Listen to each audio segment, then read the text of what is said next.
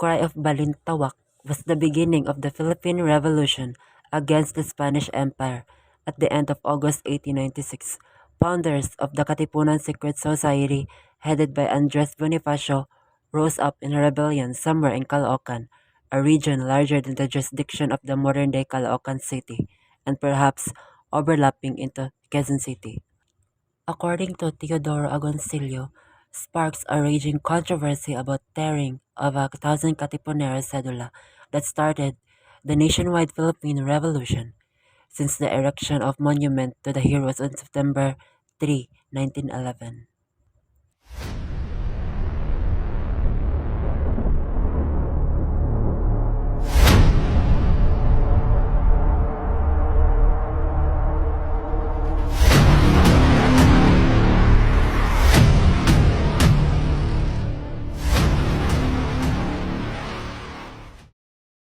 Awa na po kayo sa amin. Ibigyan nyo na po ang aming kailangan, gamot at pagkain upang magbalik ang kasalanan ng aming mga kasamahan at magaling sila sa mga kanilang kasalanan. Blasphemia, Indio! Isa kang walang kwentang nilalang! Sinampal ng Espanyol ang Indio at ito'y bumagsak sa lupa. Pagkatapos ng nangyari, naglakad na lamang ito at umiyak na tila walang nangyari at nasaksihan ito ng maraming Pilipino, isa na si Andres Bonifacio. Hindi ko na makasigmura ng kalapastangan ng Espanyol sa ating kapwa Pilipino. Kumukulunan itong Pilipino.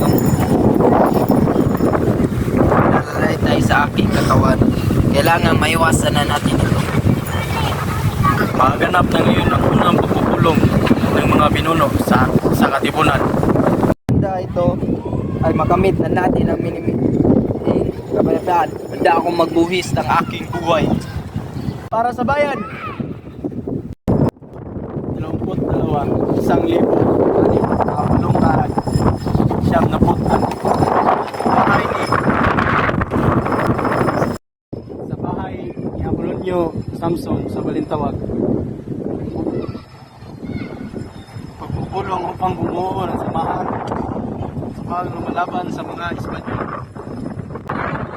nangyari sa ating si Rizal Puche, inakip at inigaw. Ano na lamang ang susunod sa samahang ito?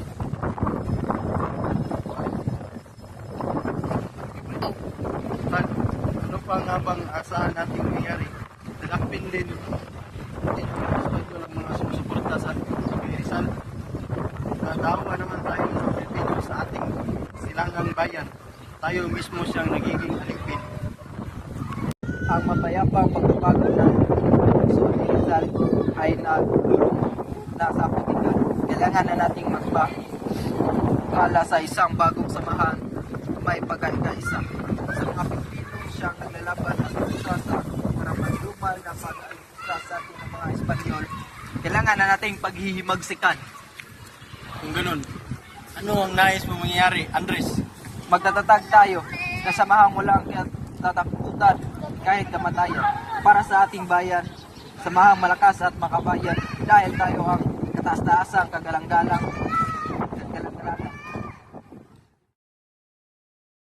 Ang kinabukasan ng sumusunod ay bahagi ng ating responsibilidad. Tayong mga nauna, tayo ang may lakas, tayo nang may kakayahang lumaban, tayo nang makapagbibigay ng kalayaan na narapat sa kanila. Malaki ang tiwala ko sa iyo, Andres, bilang ina ng Katipunan. Pinaubaya ko sa iyo ang desisyon kung anong gagawin mo or anong tingin mo ang nararapat sa kanila. Marami nang nakakalam sa kilos ng Katipunan, Andres. Kailangan na natin gawa ng paraan na higpit na nakamasirang mga Espanyol. Kung gayon mas, kailangan nating umalis dito upang ang ating samahan ay hindi matuntol ng iba. Ako'y muli na lamang ang patawag ng isang pagpupulong. Agosto 26, 1896, sa bahay ni Antonio Samson Balintawak. Ang lahat ng pinuno ay narito upang magbigay ng mahalagang desisyon tungkol sa pag-aalsa laban sa Espanya. Unti-unti na napupuksa ang ating samahan. Alam na ng mga Espanyol ang ating mga gagawin. Gagawin natin ito sa lalong madaling panahon. Ngunit wala tayong sapat na paghahanda.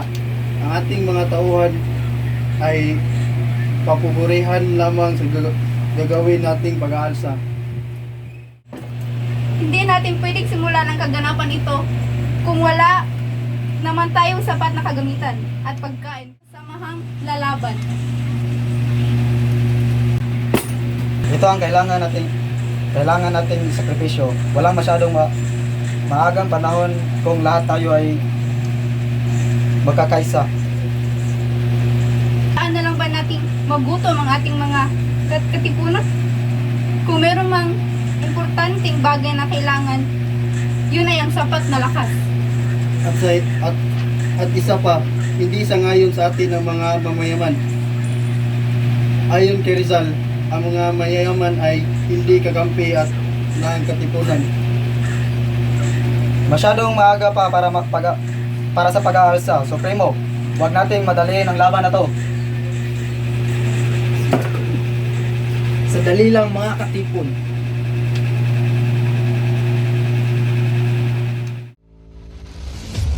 Magigiting na anak ng bayan, dumating na ang panahon. Aalalahanin niyo ang ating mga kapatid na binaring sa bagong bayan. Ito na ang panahon upang tayo magdesisyon kung anong dapat gawin. Kung babalik tayo doon ngayon, tayo papatayin ng mga Espanyol. Alam na nila ang ating samahan, ang putok ng kanilang baril ay nakaputok na sa ating mga katawan. Kung hindi na natin simulan ngayon ang pag-alsa, kailan pa ang mga Espanyol pa rin ang papatay sa atin. Kinakailangan na nating magdesisyon ngayon. Ano ang inyong mga desisyon? Lalaban tayo! Laban tayo! Patunayan ninyo ang sigaw ng inyong mga damdam. Ang kadahilan ng pagbuwis ng ating mga buhay ay para makamit ang minimithi nating matagal ng kalayaan. Ang pangganak ng dugo ay upang salba ang ating bansang Pilipinas sa kamay ng mga dayuhan. Kung handa kayong lumaban, ilabas na inyong mga sidula.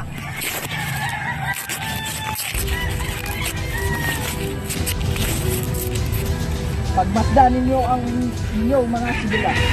Pagmasdan ninyo ang munting papel na maalitin sa ating lahat. Mga katipunan, kailangan na natin lakasan ng ilang daang pananakot sa atin ng Espanya. Kulang man tayo sa sandata, mas malakas man ang baril at kanyon ng Kastila. Lalaban tayo hanggang sa ating hininga. Hindi tayo palulupig. Tayo ang magtatagumpay dahil tayo ang mga anak ng bayan.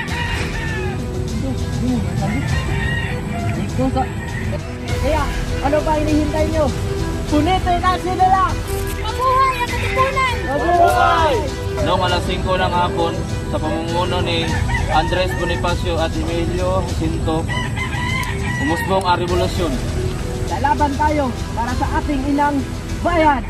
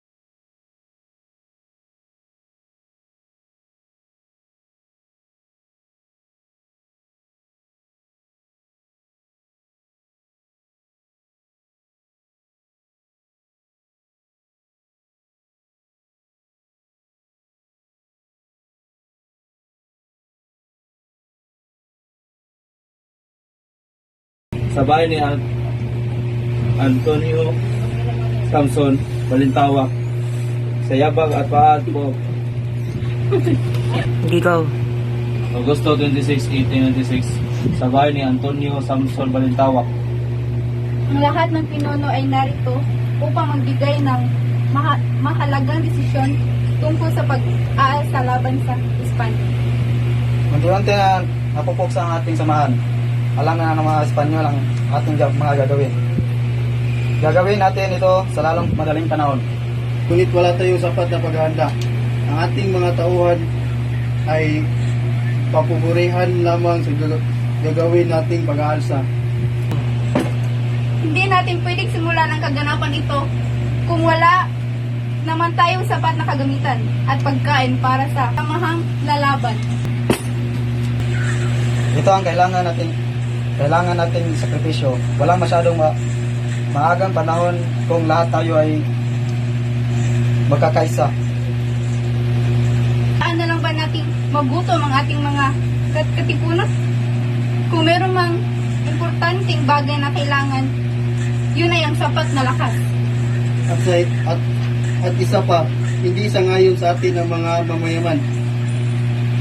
Ayon kay Rizal, ang mga mayayaman ay hindi kakampi at ng katipunan. Masyadong maaga pa para sa pag-aalsa. Supremo, huwag nating madaliin ang laban na to. Sadali lang mga katipon. Mga magigiting na anak ng bayan, dumating na ang panahon. Aalalahanin niyo ang ating mga kapatid na binaril sa bagong bayan. Ito na ang panahon upang tayo magdesisyon kung anong dapat gawin. Kung babalik tayo doon ngayon, tayo papatayin ng mga Espanyol. Alam na nila ang ating samahan, ang putok ng kanilang baril ay nakaputok na sa ating mga katawan. Kung hindi na natin simulan ngayon ang pag-alsa, kailan pa ang mga Espanyol pa rin ang papatay sa atin? Kinakailangan na nating magdesisyon ngayon. Ano ang inyong mga desisyon? Lalaban tayo! Laban tayo! Patunayan ninyo ang sigaw ng inyong mga damdam. Ang kadahilan ng pagbuwis ng ating mga buhay ay para makamit ang minimithi nating matagal ng kalayaan. Ang pangdanak ng dugo ay upang salba ang ating bansang Pilipinas sa kamay ng mga dayuhan. Kung handa kayong lumaban, ilabas na inyong mga sidula.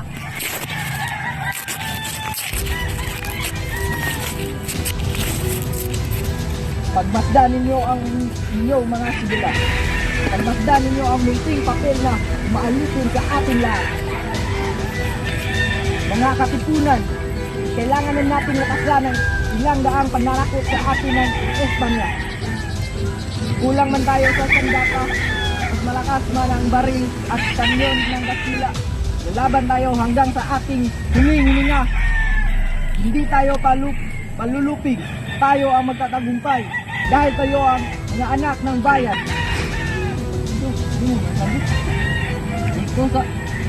Kaya, ano pa hinihintay nyo? Punitin ang sidula! Mabuhay ang katipunan! Mabuhay!